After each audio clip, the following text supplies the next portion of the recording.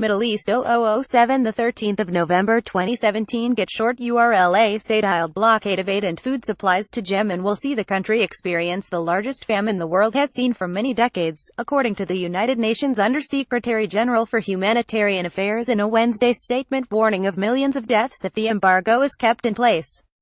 On Monday, Saudi Arabia announced that it would temporarily close all ports in Yemen, the gateways through which some 70% of the country's population receive food, medical aid and other supplies delivered. The Saudiled blockade is a result of the Houthis, a predominantly Shia political opposition faction in Yemen who revolted against the country's government 3 years ago and who Saudi Arabia claims is a proxy for Iran, launch of a ballistic missile aimed at Saudi Arabia's capital.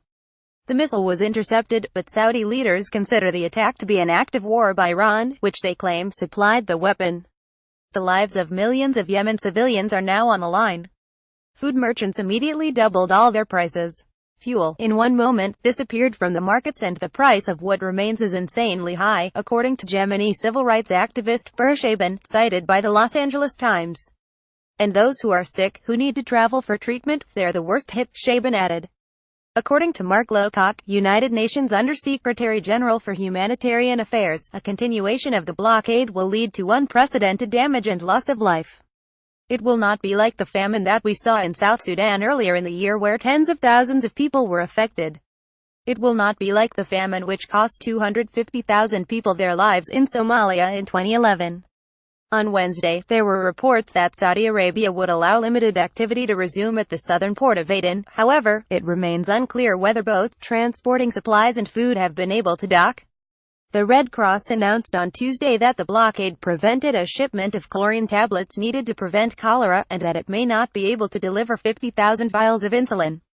Saudi Arabia is killing Yemenis not only with cluster bombs, but with starvation and disease, according to Nasser Arai, a Sanaa-based journalist, in a phone interview Thursday cited by the Los Angeles Times. "It's a matter of life and death for us," Arai said. The Saudi monarchy claimed in a letter sent to the UN on Wednesday that Houthis' continued resort to violence, refusal to return to legitimacy and abide by the relevant Security Council resolutions, have resulted in the catastrophic humanitarian situation and is obstructing the political solution to the conflict.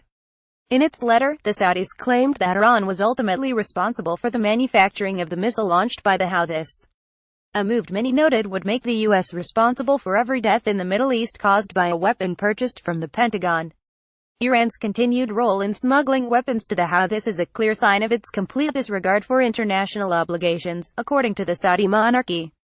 The blockade comes after Saudi officials deposed and, some say kidnapped, Saad Hariri, Lebanon's prime minister, in an effort to weaken the Iran-backed Hezbollah group, Lebanon's primary political organization.